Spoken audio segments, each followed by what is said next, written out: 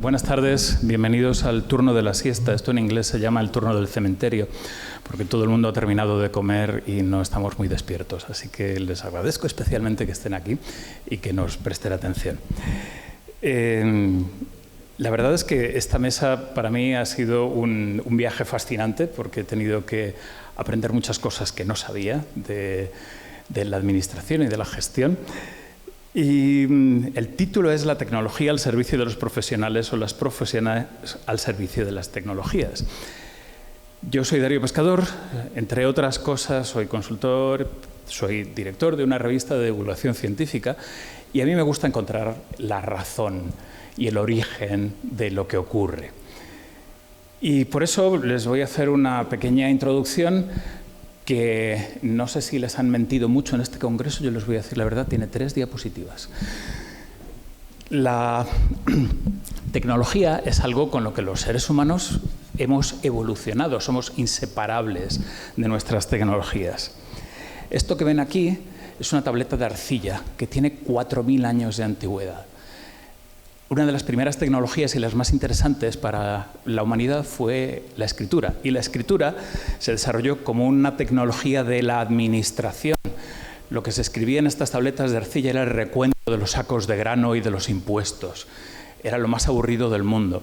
En esta tableta en concreto no había recuento de grano, porque en el margen de la tableta de arcilla el estudiante había contado sus penas. Y decía, cuando en la escuela de escribas viene el profesor y me dice, ¿por qué no tienes la espalda recta? Y me daba con la vara. ¿Y por qué has salido de clase mientras yo no estaba? Y me daba con la vara. Entonces cuenta con mucha pena cómo le han dado con la vara durante toda su estancia en la escuela, hasta que su padre va a la escuela y soborna al profesor con una túnica y un poco de vino y entonces lo empieza a tratar bien. Esta historia tiene 4000 años de antigüedad. Dando un pequeño salto, otra de las cosas que a veces no nos acordamos es que las computadoras, en español las llamamos ordenadores porque es una palabra francesa, pero la palabra computer en inglés antes no era una máquina, era una persona. Era una persona encargada de hacer cálculos matemáticos. Y normalmente era una mujer, porque las mujeres no tenían acceso al campo de la ciencia. Y había muchas que tenían un gran talento matemático y que a lo máximo que podían aspirar era hacer los cálculos para los científicos que eran los hombres. Hay muchos descubrimientos científicos que solo se pudieron hacer gracias a estas computadoras, a las computadoras con cara y ojos. Por supuesto que lo siguiente, después de las tabletas de arcillas, fue el papel. Y durante muchos años hemos estado pendientes de esta tecnología, la tecnología del papel, que tiene muchos inconvenientes, como que el principal de ellos es que tenemos que estar en el sitio donde está el papel. Los papeles tienen que viajar de un lado a otro, los papeles se firman, los papeles se enmiendan, los papeles se archivan. Y parece mentira que no hayamos salido de esta tecnología todavía, ¿no? Pero todavía hay mucha parte de esta tecnología que nos persigue, a pesar de que la revolución que ha llegado en los últimos 30 años ha sido la digitalización. Y cuando pensábamos que ya estábamos a punto de conseguir la digitalización, entonces viene la inteligencia artificial y lo fastidia todo. Y de esto es de lo que hoy vamos a hablar en esta mesa. Así que yo me voy a quitar del medio y les voy a dejar con Alberto Martínez, que es el director del Centro Tecnológico del Notariado, con José Soriano, que es el director del Servicio de Sistemas de Información del Colegio de Registradores, y con Ramón Ledesma, que es el director de proyectos del Consejo General de los Colegios de Gestores Administrativos. Entonces, mi primera pregunta va de esta transición, porque según la OCDE, España está en el puesto 15 en administración electrónica.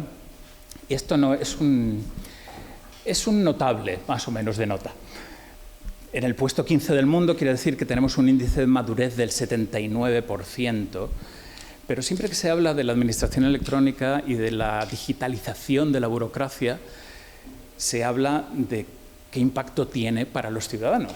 que nos ocurre cuando tenemos que hacer un trámite con la administración, pero no siempre se habla de qué es lo que está ocurriendo con esa parte de la digitalización para los profesionales. Y este sería el primer tema. Les voy a dar 5 minutos a cada uno y voy a ser terriblemente estricto.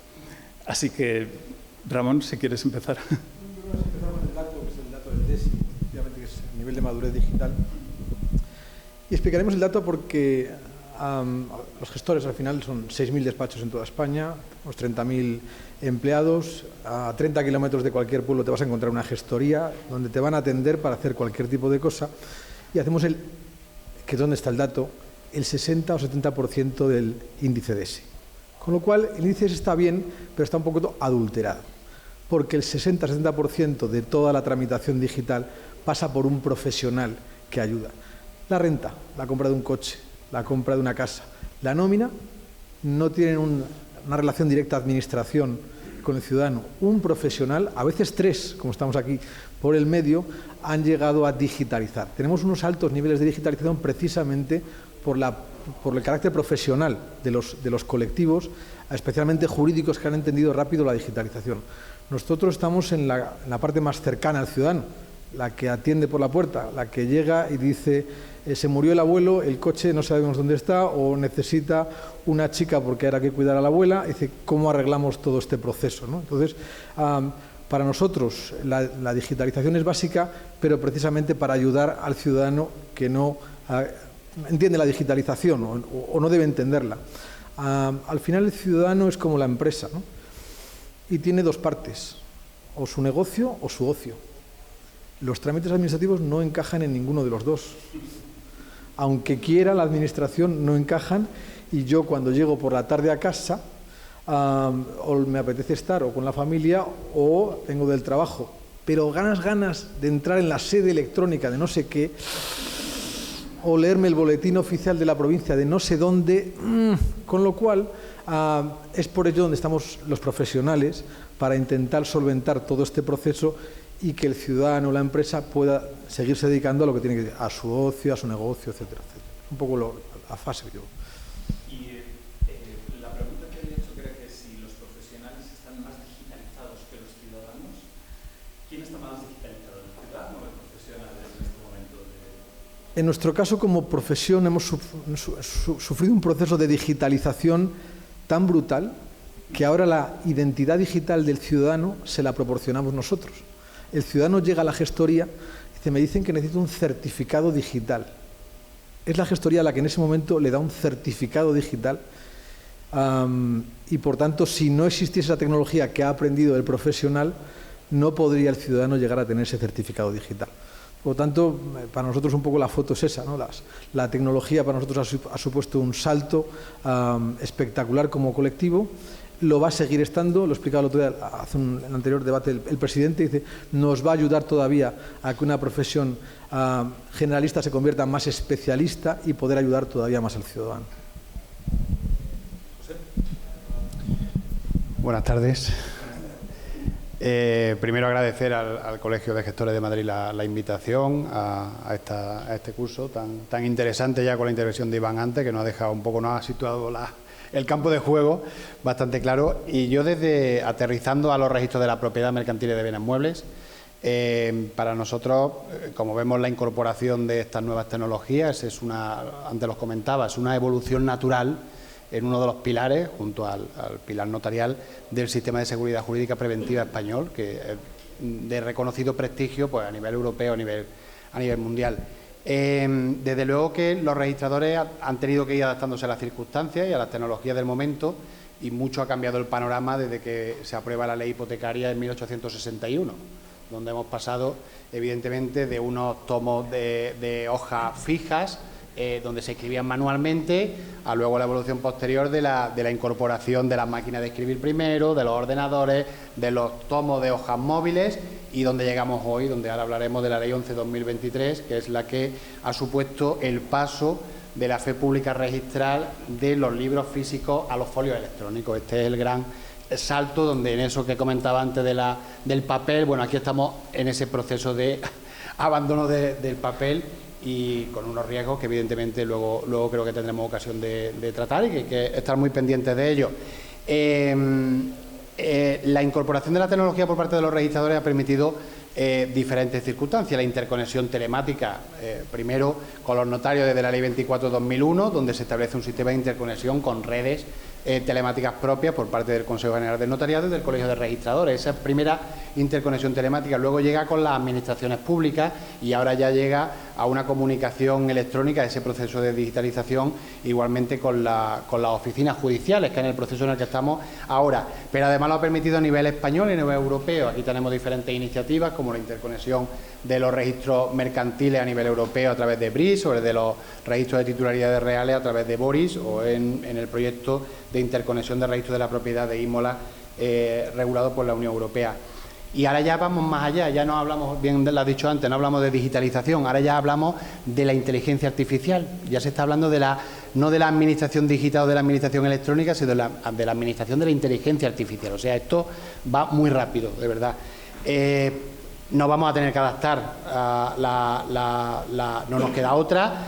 Y además entendemos que habrá herramientas que serán muy útiles, ya estamos implementando algunas de ellas, inteligencia artificial en el chatbot, por ejemplo, que tenemos en el asistente virtual de la web del Colegio de Registradores, en blockchain a través de iniciativas como la del registro de apartamentos turísticos, Resturi. En definitiva, entendemos que es bueno el uso de las tecnologías siempre y cuando, respondiendo al inicio de todo, estén al servicio de los profesionales. Nunca consideramos, como juristas, no lo puedo, yo como jurista no puedo considerar que mi profesión, mi decisión, la de los gestores, la de los notarios, hablo por mí evidentemente, pueda estar al servicio de la tecnología, sino que la tecnología siempre es una herramienta para nosotros. La Ley 11/2023 no ha dotado de la posibilidad de adaptar esas nuevas herramientas.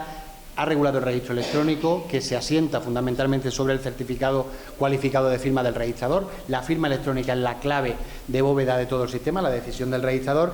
Y a la pregunta de cómo afecta a los profesionales y en qué estado estamos, yo comparto bastante el criterio de Ramón, en el sentido de que, si bien es muy diversa la situación según el registro, según el distrito hipotecario, más rústico, más urbano, sí que contemplamos cómo en registros urbanos sí que un 70%, un 80% de la documentación se tramita electrónicamente, y en los rústicos mucho menos, podemos hablar en torno a un 50%. Pero sí que, como botón de muestra, hay algún dato que es relevante. Dos de los procedimientos más relevantes en el ámbito mercantil son la legalización de los libros de los empresarios y los depósitos de cuenta. Esto se hace anualmente en España por todas las empresas, por todos los empresarios. En el caso de la legalización de libros, es un trámite que se efectúa exclusivamente de forma telemática, electrónica, evidentemente con la intervención inestimable de los gestores.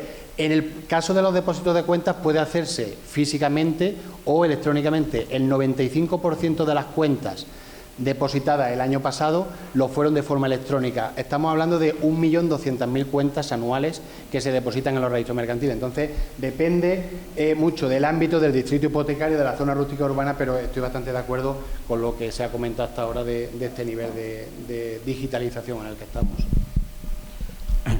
Alberto. Muy bien, muchísimas gracias. Buenas tardes y gracias por la invitación al Colegio de Gestores. La verdad es que es un placer siempre compartir con vosotros. Ya nos conocemos de otras vidas, por tanto, muchas gracias. Bien, la verdad es que siempre, Ramón, tendemos a tirarnos piedras. Oye, yo creo que como país, en términos digitales, estamos bien. Es decir, somos si te coges el índice DESI, que al final nos tenemos que medir por algo, somos el quinto país en términos de la digitalización de los servicios públicos. ¿Que podríamos estar mejor? Sí. De todas formas, somos de la primera gran economía en cuanto a la digitalización de los servicios públicos. Por tanto, evidentemente tenemos que seguir remando. Evidentemente, los tres colectivos que representamos aquí sumamos mucho en este índice: gestores, registro y notariado. Es decir, tenemos un nivel de digitalización espectacular y no hay ninguna duda que eso empuja el índice hacia arriba. Vamos a intentar empujarlo un poquito más entre todos.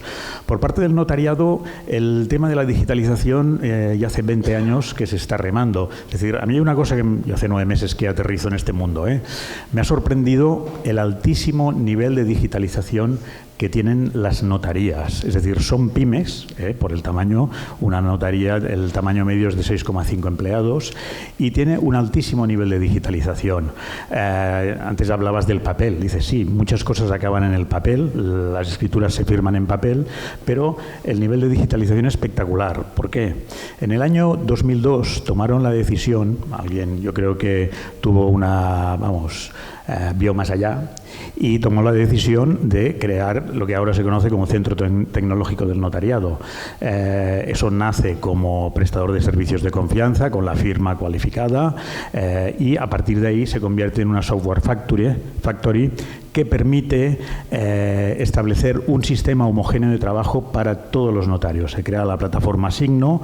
A partir de ahí, el año 2004, entra un disgusto para los notarios, una cosa que se llama el índice único notarial, que en el 2007 el disgusto se ahonda. Digo disgusto porque era una carga brutal para el notariado. ¿Por qué? Porque de cualquier acto jurídico que se celebra en una notaría, se entra toda la información en el índice y, por tanto, es una carga, que ha supuesto tener entre 1 y 2 personas entrando esa información.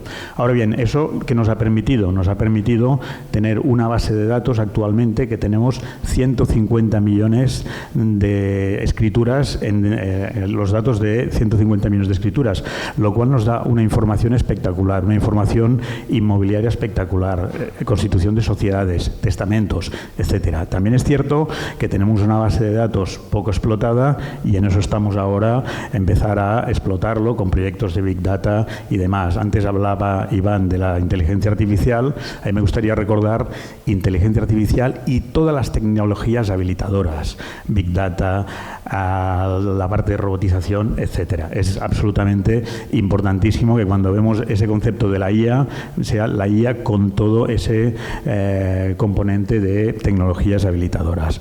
Por tanto, el notariado podemos decir que ha hecho un camino importante con la digitalización. Ese índice único ha permitido generar la base de datos de titularidad real más actualizada que hay en el país. De hecho, cuando por parte del Ministerio de Economía han tenido algún apretón porque Bruselas no quería liberar fondos, nos han pedido que explicáramos la base de datos de titularidad real, de manera que ha dado una confianza importantísima a Bruselas por el tema del conflicto de interés y demás. Evidentemente, eso nos permite trabajar con datos estructurados, importantísimo. Interoperabilidad y datos estructurados nos lo tenemos que grabar.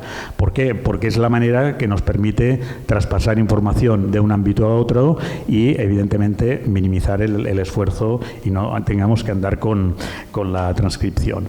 Otro salto importantísimo que se ha producido es la Ley 11/2023. Antes José lo comentaba, para el registro es importante, para el notariado también. Desde el mes de noviembre, los notarios, una vez firman, están obligados a subir el protocolo electrónico, de manera que se pueden hacer posteriormente copias autorizadas electrónicas con un CSV y evidentemente, llegará un momento, ahora todavía cuando nos vamos del notario nos vamos con nuestra escritura. Probablemente dentro de un tiempo nos acostumbraremos a irnos con un CSV, entraremos, consultaremos el CSV, consultaremos la escritura y esto evidentemente es también un avance importantísimo. Y otro tema importantísimo, que yo sí que os pediría ayuda a los gestores, la Ley 11 incorpora la videocomparecencia. Por tanto, hay un 38% de los actos jurídicos que se celebran en las notarías que se pueden celebrar por videoconferencia. Véase los poderes, véase las pólizas de crédito, importantísimo. Yo ahí, Ramón, creo que, y Fernando, por supuesto, creo que tenemos que intentar entre todos que llegue ese mensaje a la pyme de que, oye, pueden hacer el otorgamiento de documentos sin salir de su despacho y, evidentemente, estoy seguro que es de una grandísima utilidad. Muchas gracias. O sea que si yo voy al notario y firmo un poder, ese poder al final está en una base de datos, ¿puedo tener confianza de que está en una base de datos? Sí, cuando vas al notario, cualquier cosa que firmes, sea poder, cualquier negocio jurídico, se traduce en el índice. El índice único es una base de datos que te permite conocer, estás ahí, vamos, absolutamente radiografiado todos los negocios jurídicos que has hecho. Y hay el otro día estaba yo preparando un estudio, si me permitís la anécdota, de la evolución del mercado inmobiliario 2007-2023. La verdad es que como elemento de evaluación de políticas públicas os puedo asegurar que nos da una información absolutamente espectacular. La edad media de acceso a la vivienda, los extranjeros que compran según los territorios. Vamos, tenemos un nivel de datos que, vamos, merece la pena. Y evidentemente lo que vamos ahora a hacer a través de la IA generativa, después ya me referiré a un proyecto que estamos trabajando de IA generativa, pero a través de Big Data lo que queremos es tener esos datos en continuo que puedan ser consultables. No nos hagas spoiler todavía. Hace unos años el tema que salía en todos los medios de comunicación era la brecha digital. En España tiene la brecha digital de las más altas de Europa. De repente este tema ha desaparecido, ya no es noticia, ya nadie habla de la brecha digital, simplemente porque todos tenemos un teléfono en el bolsillo y todos estamos conectados, con lo cual al final España tiene una penetración de Internet de cerca del 96%. En teoría casi todo el mundo podría acceder, prácticamente todo el mundo podría acceder a la administración electrónica. Si hemos quitado ese obstáculo del acceso, de la accesibilidad de los ciudadanos, me alegra saber que estamos mejor de lo que pensamos, de que muchas veces pensamos que las cosas funcionan peor y en realidad están funcionando mejor. ¿Dónde está hoy el cuello de botella? ¿Dónde está el principal cuello de botella para que podamos alcanzar el siguiente nivel donde están en el Olimpo los países nórdicos y Francia, etcétera, etcétera? Yo creo que es que, digamos, el término es más que le hemos quitado el problema, le hemos cambiado el apellido. Haremos burocracia digital, que es bastante peor que la burocracia papel. Con la burocracia papel podías hablar con alguien, había un funcionario, este es mi problema, ¿cómo lo resuelvo? Ahora no hay nadie. Y te das cuenta que en la sede electrónica, primero, no puedo ni entrar porque no me entra el certificado digital, no sé por dónde, etcétera. Entonces tengo una barrera absolutamente brutal, que empieza a ser peligrosa para incluso la gobernanza pública. Tú no puedes tener una pared entre el sistema de gobierno y administración y la ciudadanía. En esta parte nosotros lo conocemos bien porque a la gestoría cada vez viene más gente diciendo es que no he podido hablar con nadie. Es que necesitaba explicarle que esto viene de donde viene y necesito hacerlo. La gestoría ya lo orienta, etcétera, etcétera. Pero asistimos, y esto lo explica bastante bien en el Consejo, dice, a un cierto problema de deshumanización de la administración que tenemos que arreglar como sea. Lo dicen las gestorías, que insisto, aparecen por allí, que aparece cada vez más gente por diferentes modos y maneras, pero no es así. El presidente lo explica bien. El que quiera la administración debe ir, debe poder ir, debe ser atendido y gratuitamente, correcto. El que quiera una gestoría tendrá que ir a una gestoría porque aparte, insisto, no quiere ni ocio ni negocio, quiere que se ocupen también de este proceso. Pero para nosotros es bastante preocupante ese, digamos, escalado digital que intenta hacer la administración, que es lógico y razonable, pero en cierto modo lo hace a costa del ciudadano. Ahora lo hemos visto en el debate, no hay cita previa. ¿Cómo no hay cita previa?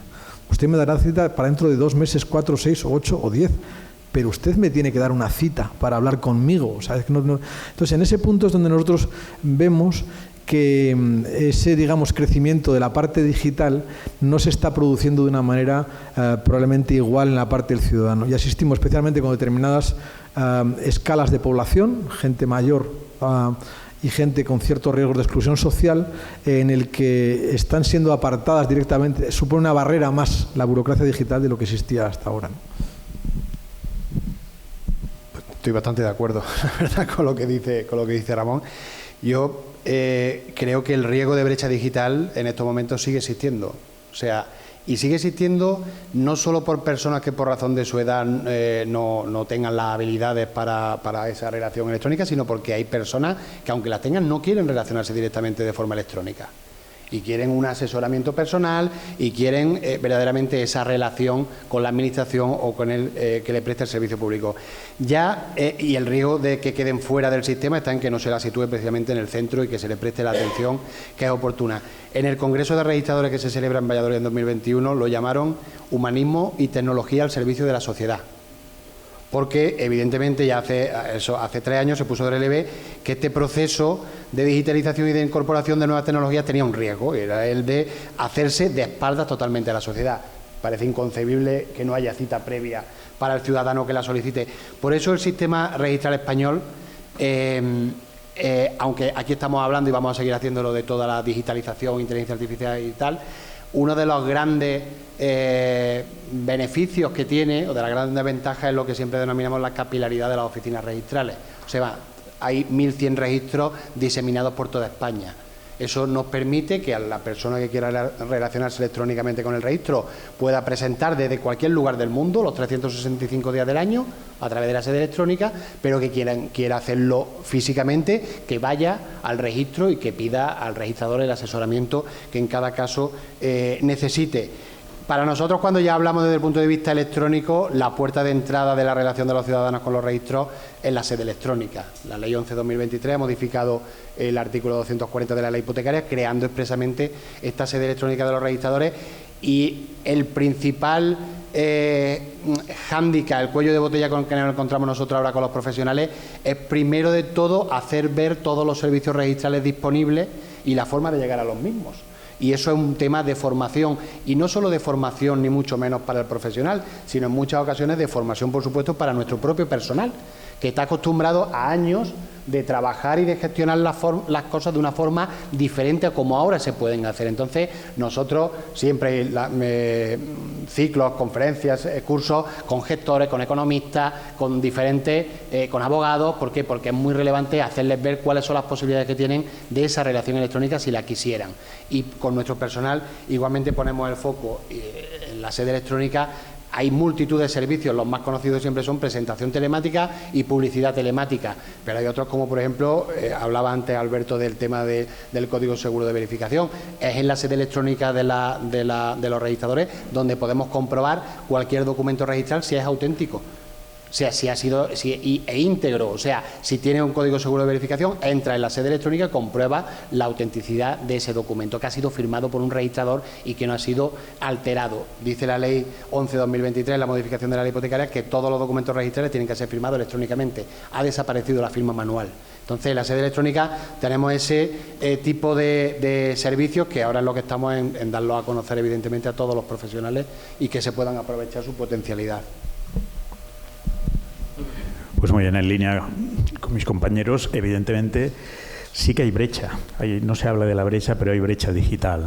Me vuelvo al índice de DESI. El índice de DESI nos dice que un 30% de la población no tiene competencias básicas digitales, lo cual, un 30%, estamos hablando de 14-15 millones de personas sin competencias básicas. Eso significa riesgos de exclusión. Tú apuntabas el 95% de penetración en Internet, sí, pero es cierto que hay uso de Internet muy extendido, pero hay brecha digital, y sí que es verdad que hay un tema generacional allí importantísimo. Por tanto, ya sabemos que la gente mayor es los que más sufre, los boomers, bueno, lo vamos soportando, y evidentemente la generación Z, ¿no?, que le llaman, estos ya han nacido con un celular entre los dedos. Por tanto, evidentemente, pero esa parte, la ventaja que tiene el notariado es que la virtualización la decide el otorgante, el cliente de la notaría. Si el cliente quiere hacer un apoderamiento online, lo hace online, y si quiere ir al notario, va al notario físicamente. 2.800 notarías permiten una capilaridad suficiente en todo el territorio. Apuntabas también qué riesgos tenemos. Pues tenemos un riesgo muy fuerte, que es la ciberseguridad.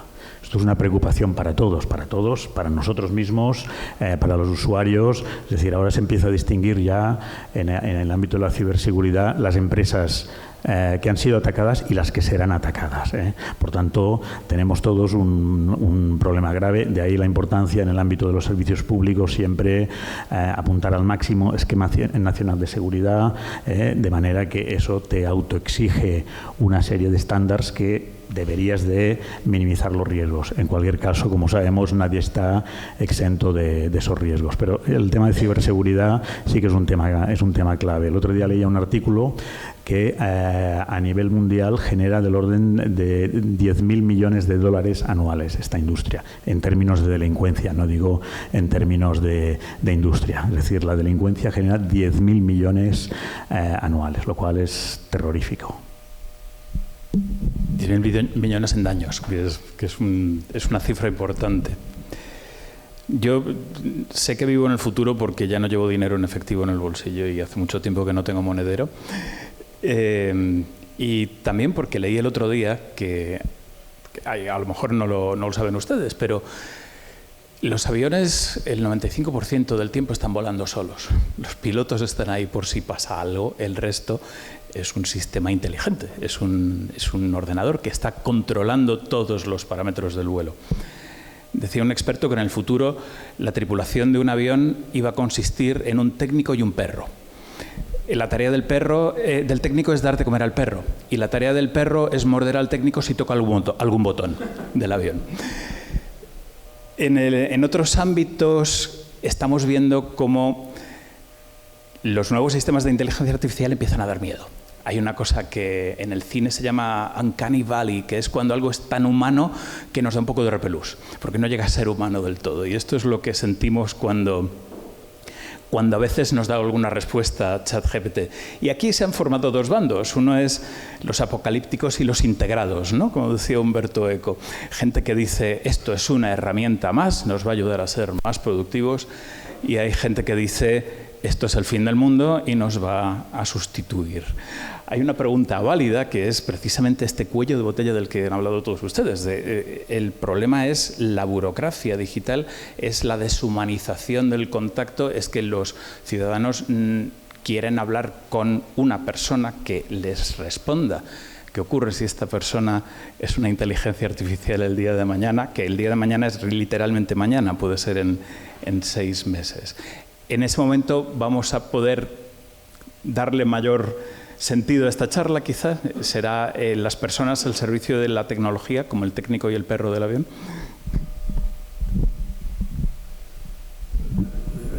Hay una frase, los gestores siempre explican que a veces viene el autónomo al trimestre y antes de entregar la renta le explica la comunión de la niña y luego ya hace el IVA, o sea. Pero lo importante realmente es la comunión de la niña, y luego ya le resuelve el asunto.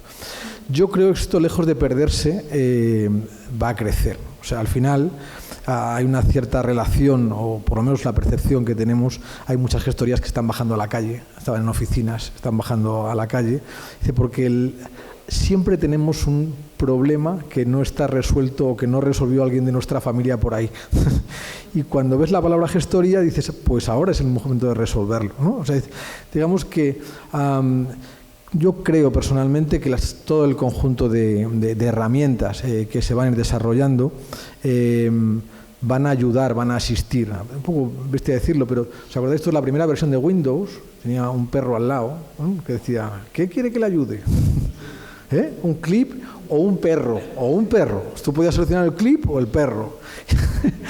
Y aquello es un poco lo que hacemos los profesionales. Dicen, ¿cómo te ayudo? ¿Cómo te saco para adelante? O sea, tú no puedes entrar al despacho de una notaría o al despacho de un registro o al despacho de un gestor sin salir con el problema resuelto. O sea, es que te lo van a resolver, ¿no? Pues en ese punto todas las tecnologías van a servir para eso. Pero problemas van a seguir existiendo porque los humanos seguimos generando problemas. O sea, y ahora generaremos otro tipo de problemas que serán diferentes, tendrán otros componentes en los que mezclaremos la inteligencia artificial, seguro. Habremos hecho infracciones a la norma que explicaba Iván, digamos, infracciones a todo ese proceso y, por tanto, habremos generado un proceso que alguien nos tiene que ayudar para salir del proceso o que nos asesore, etcétera, etcétera. Por lo tanto, en nuestra opinión, no, todo lo contrario. Somos defensores absolutamente de todo este crecimiento digital que se produce, eso sí, con unas ciertas barreras para que no entremos en aquellos elementos básicos que como humanidad no debemos respetar, ¿no? Pues desde el punto de vista registral, el debate en cuanto a si no o si nos podemos abstraer del uso de la tecnología, que evidentemente no, la respuesta está clara, pero el debate es el mismo que el resto de operadores jurídicos y económicos. Y yo, repasando esta mañana un poco ventajas de esta inteligencia artificial y demás, cuando iba viendo las ventajas, va viendo que para los detractores de la inteligencia artificial, lo que es una ventaja para ellos seguramente será un argumento a favor en contra de la propia inteligencia artificial. Siempre se cita como ventaja, y ahora bajaremos al registro muy rápido, la automatización de procesos. Pues es bastante positiva en el hecho de que tareas que hacen los humanos repetitivas, pues las máquinas las pueden hacer por nosotros y podemos dedicarnos a lo que ya se ha dicho, que me parece que muy de acuerdo con ello, del tema del valor añadido. O sea, que podamos dedicarnos a cosas que verdaderamente aportan un valor adicional a el dato, a la incorporación o, en el caso de los registros, a la inscripción de documentos de los negocios jurídicos que se contienen en los documentos públicos o privados en los registros. Reduce el error humano, bien, evidentemente en esa repetición la máquina posiblemente se agoten menos que los humanos y hagan las cosas con menos errores.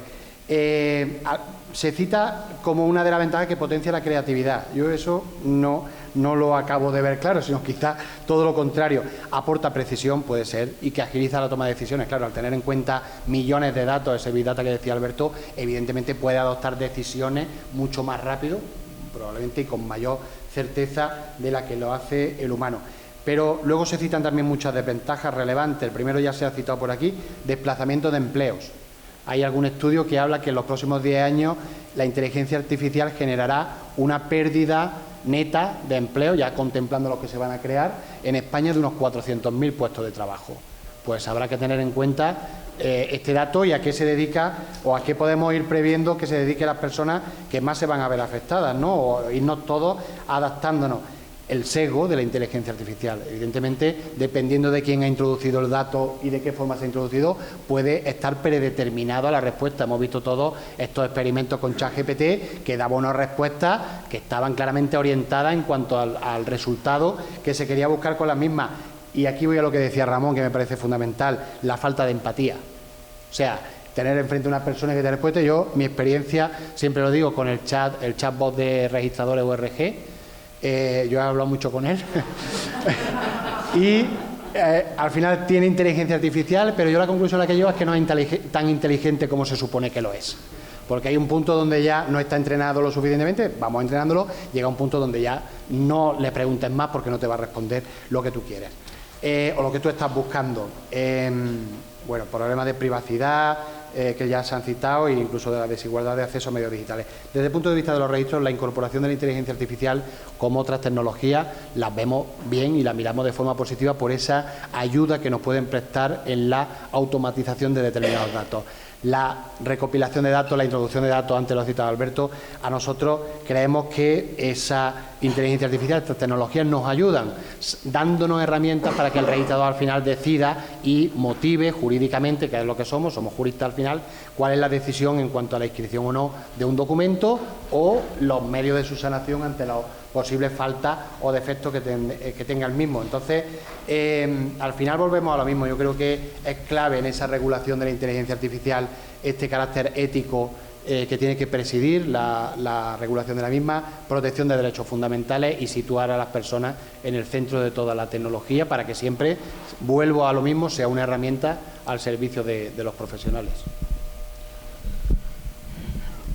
Pues la verdad es que, yo creo que, dices, no es un tema de posicionarse. El tema de la IA es un tema imparable. O sea, por mucho que nos queramos resistir, es una auténtica revolución.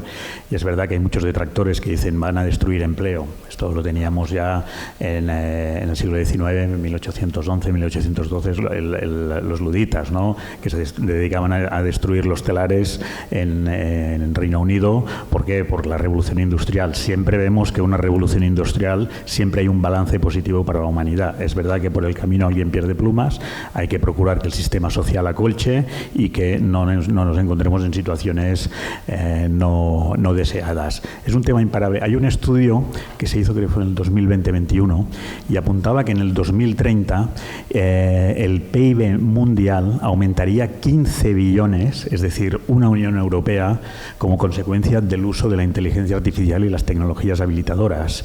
Y el 75% se repartiría de ese PIB entre China y Estados Unidos. Antes Iván lo decía, aviso a navegantes, estamos en Europa, no podemos irnos haciéndonos cada vez más pequeños, que es lo que nos está pasando por estas tecnologías. Por tanto, yo creo que es un tema absolutamente esencial. Es verdad que Europa ha establecido un objetivo: 2030, el 75% de las empresas deben de estar trabajando con IA y tecnologías habilitadoras. En este momento en España tenemos un 33% de las empresas grandes que están trabajando con IA y estas tecnologías, un 14% de las medianas y un 6% de las más pequeñas, de 10 a 50 empleados.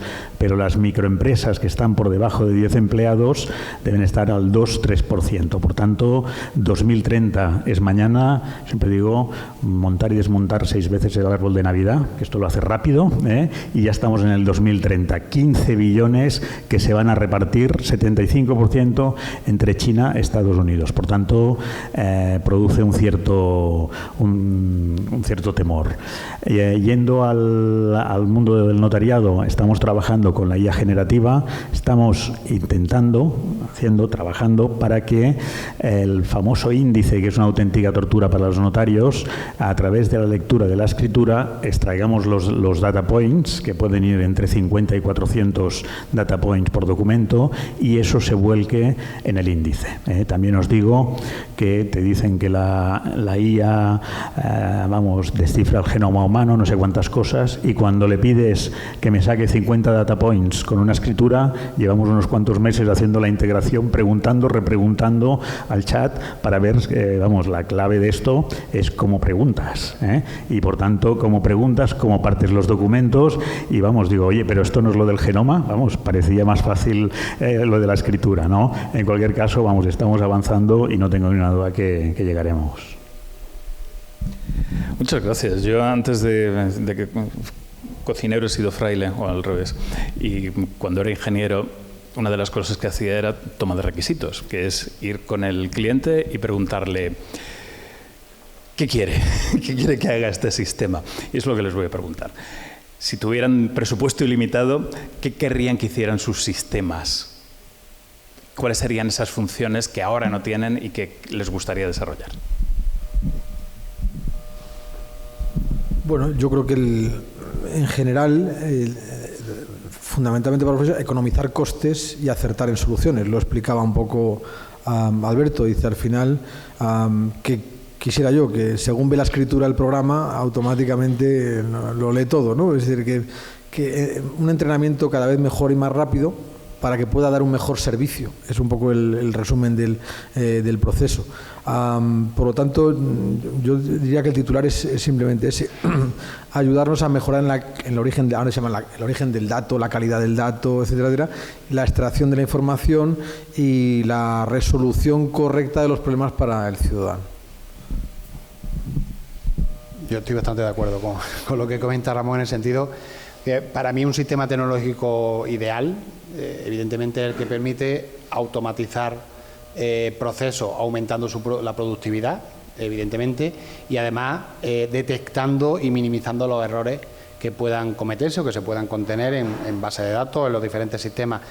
Yo primero pondría el foco ahí. Ahora bien, ¿dónde veo, si tuviera ese presupuesto, que evidentemente es limitado, ¿Dónde creo que hay que hacer el mayor esfuerzo en estos momentos? Ya lo ha adelantado antes Alberto, en tema de seguridad. En el tema de la ciberseguridad me parece que es el tema más relevante y sobre todo, como decía antes, desde el punto de vista registral, cuando la fe pública ya no reside en el folio físico, sino en el folio electrónico, donde las precauciones, evidentemente, ahora entraré brevemente en ellas, son mayores de las que venían siendo hasta el momento. En 2023 se registraron, leí esta mañana, 730.000 ataques informáticos en España. O sea, estamos hablando 2.000 ejercicios de ciberdelincuencia al día. Un ataque cada 39 segundos.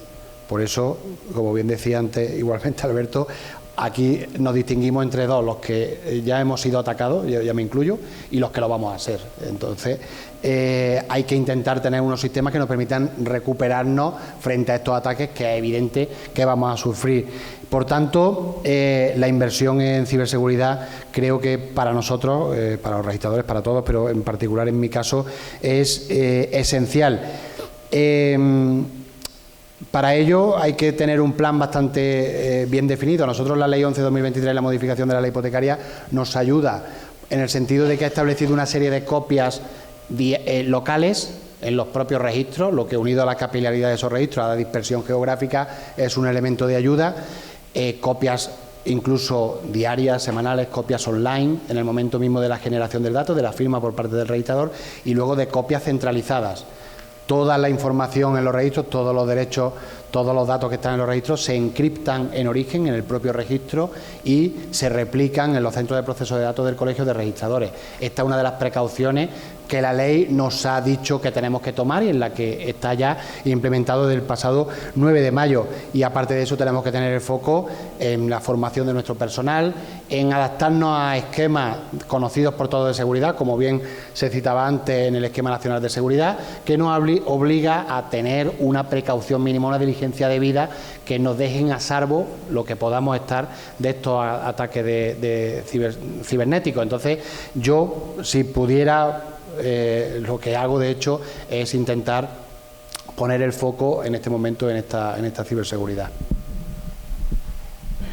Comparto con José que en este momento los recursos, si fueran infinitos, buena parte de ellos podrían ir a la ciberseguridad, otra parte a la inteligencia artificial para conseguir la extracción, la inmediatez y la calidad del dato. Y la verdad es que, yo espero verlo, ya lo he visto, pero verlo con más intensidad, que es, que la inteligencia artificial programe. De manera que el informático, el programador, sea el que hace el control de calidad. Sí que es verdad que el chat GPT, yo lo he probado, le digo, hazme un código en Java, 10, 12 líneas de código, te resuelve bien, pero como ya tenga que enfrentarse a 400 líneas de código, ahí sale cualquier cosa que no sirve para nada, ¿no? Entonces, ahí sí que destinaría muchísimos recursos en entrenar a la inteligencia artificial para que fuera capaz de programar. Eso sí, el programador imprescindible. ¿Para qué? Primero, para saber lo que le tiene que pedir a la inteligencia artificial que programe, y segundo, para hacer el control de calidad. No sé si tenemos tiempo para preguntas. No, nos hemos comido todo el tiempo. Qué desgracia. Muchas gracias, Alberto, José, Ramón. Ha sido un placer estar aquí esta tarde y muchas gracias por asistir.